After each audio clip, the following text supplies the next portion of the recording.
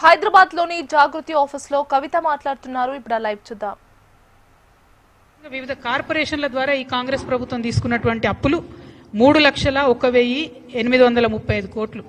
అంటే మొత్తం కలిపి 8,64,198 కోట్లకు ఈ రాష్ట్రం యొక్క అప్పు చేరుకున్నది. ప్రజలందరూ దయచేసి గమనించి వినాలి. 8,64,198 కోట్లకు చేరుకున్నది. అంటే ఒక్కొక్క వ్యక్తి మీద ఈ రాష్ట్రంలో 2,16,000 రూపాయల అప్పు ఉన్నది. ఒక్క మనిషి మీద నెత్తికి 2,16,000 అప్పు ఉంది.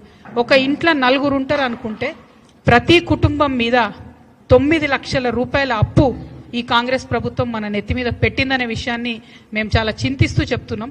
మరి అప్పు తీసుకొచ్చిండ్రు, కనీసం ఏమైనా ఉద్యోగులకు పెన్షన్లు ఇచ్చిండ్రా, పోనీ కనీసం తులం బంగారం ఇచ్చే పథకాలు ఏమైనా ₹1 ఇచ్చిండ్రా, పోనీ 6 గ్యారెంటీల మీద ఏమైనా పెట్టిండ్రా, పోనీ స్కూటీలు ముఖ్యమంత్రి గారు నిన్నగాక మొన్ననే చెప్పి స్కూటీలు ఇస్తామని చెప్పి, కానీ బడ్జెట్లో మాత్రం కనీసం స్కూటీలు ఊసలేదు.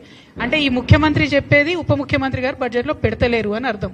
మరి వాళ్ళిద్దరికీ శృతి లేదు మతి లేని వ్యవహారమా, లేకపోతే రాష్ట్రాన్ని ఎట్లా పరిపాలించాలో అర్థం కాని వ్యవహారమా, లేకపోతే రాహుల్ గాంధీ గారు ఆడ కాన్స్టిట్యూషన్ పట్టుకొని ఫేకినట్టు ఇక్కడ బట్టి గారు అసెంబ్లీలో బడ్జెట్లో ఫేకినరా అన్న విషయం మాత్రం తెలంగాణ ప్రజలు ఆలోచించేటటువంటి సందర్భం. మీ అందరికీ తెలిసిన విషయమే. మరి ఉద్యోగాలకు సంబంధించి మేము డిమాండ్ చేస్తూ వచ్చినాం. ఖచ్చితంగా మీరు ఉద్యోగులకు సంబంధించి 2 లక్షల ఉద్యోగాలు ఇస్తామని చెప్పినారు. వాటికి సంబంధించి డబ్బులు రిలీజ్ చేయండి, వాటికి సంబంధించి బడ్జెట్ పెట్టండి అని చెప్పినాం. కానీ రాష్ట్ర ప్రభుత్వం కనీసం దాని మీద శ్రద్ధ పెడతలేదు. సో ఈరోజు ఒక సర్వే వచ్చిందండి. ఈ సర్వే పేరు స్టేట్ ఆఫ్ వర్కింగ్ ఇండియా, అంటే పని చేస్తున్నటువంటి వాళ్ళు, ఎంప్లాయిడ్ ఉన్నటువంటి వాళ్ళ పరిస్థితి కోసం దేశవ్యాప్తంగా అజీం ప్రేమ్జీ యూనివర్సిటీ చేసిన సర్వే. దీంట్లో ఏమొచ్చిందంటే ఎంత దారుణం అంటే, ప్రతి 4 డిగ్రీ చేసినటువంటి తెలంగాణ బిడ్డలలో, మగపిల్లలలో 4 డిగ్రీలు చేస్తే ఒక్కరికి మాత్రమే ఉద్యోగం ఇవ్వగలుగుతున్నాం. ఆడపిల్లలలో డిగ్రీ చేసిన 2 ఆడపిల్లల్లో ఒక్కరికి మాత్రమే ఉద్యోగం ఇవ్వగలుగుతున్నాం. అంటే విమెన్లో అన్ఎంప్లాయ్మెంట్ శాతం 50% ఉంది, మగపిల్లల్లో అన్ఎంప్లాయ్మెంట్ శాతం 28% ఉంది ఈ రాష్ట్రంలో. ఇది కంపారిటివ్లీ వేరే రాష్ట్రాలకు కాంగ్రెస్ ప్రభుత్వాలు ఉన్న కర్ణాటకలో చూసుకున్నా కూడా మహిళల అన్ఎంప్లాయ్మెంట్ ఓన్లీ 20% ఉంది, మగవాళ్ళ అన్ఎంప్లాయ్మెంట్ ఓన్లీ 22% ఉంది. అంటే ఇంత పెరుగుతున్నాము, తెలంగాణ రైజింగ్ అంటే నేను ఎల్లనో అనుకున్నా, కానీ అన్ఎంప్లాయ్మెంట్లో మాత్రం సూపర్ రైజింగ్ ఉన్నది. దీనికి మాత్రం కాంగ్రెస్ ప్రభుత్వానికి, రాహుల్ గాంధీ గారికి కంగ్రాచులేషన్స్ చెప్తా ఉన్నా.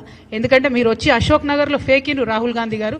మిమ్మల్ని ఇయాలటి నుంచి మా హైదరాబాద్లో సలీం ఫేకు అని ఉంటాడు, ఆయన సినిమాలలో మస్తు నవ్విస్తాడు మనందరినీ. హైదరాబాదీ స్లాంగ్ని, హైదరాబాదీ ఫేకుని, ఆ కామెడీని ఆయన మొత్తం ఇండియా వైడ్ పాపులర్ చేసిండు.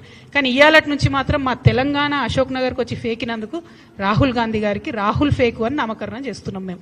కానీ మీరు మా సలీం ఫేకు గారికి సరిపోరు. ఆయనేమో మమ్మల్ని చాలా నవ్విస్తాడు, మీరు మాత్రం మమ్మల్ని ఏడిపిస్తున్నారు. నిరుద్యోగ సమస్యలు ఇంత దారుణంగా ఉంటే ఇక ఎందుకు ఫేకు అంటున్నా అన్న విషయం మళ్ళీ ఒకసారి ప్రూఫ్ చేస్తాను నేను ఇప్పుడు మీకు.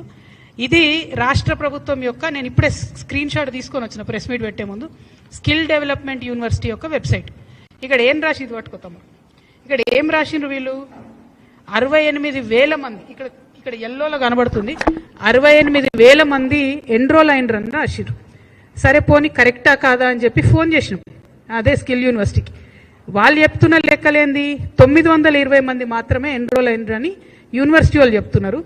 వెబ్సైట్లో ఈ బట్టి గారి ఫేకుడు ప్రచారం ఏంది అని అంటే, ఎందుకు బట్టి గారి పేరు చెప్తున్నా అంటే, ఈయన 3 పారాగ్రాఫ్లు చెప్పారు ఈరోజు బడ్జెట్లో బట్టి గారు. స్కిల్ యూనివర్సిటీ ఇట్లా, స్కిల్ యూనివర్సిటీ అట్లా, దీనివల్ల ఇట్లయితుంది అట్లయితుంది అని చెప్తే నేను ఎంతగానో పైసలు ఇచ్చిండో బట్టి గారు అనుకున్నా. ఉట్టి మాటలే, ₹1 కూడా ఇలా స్కిల్ యూనివర్సిటీకి. అక్కడ స్కిల్ యూనివర్సిటీలో పనిచేసే వాళ్ళే చెప్తున్నారు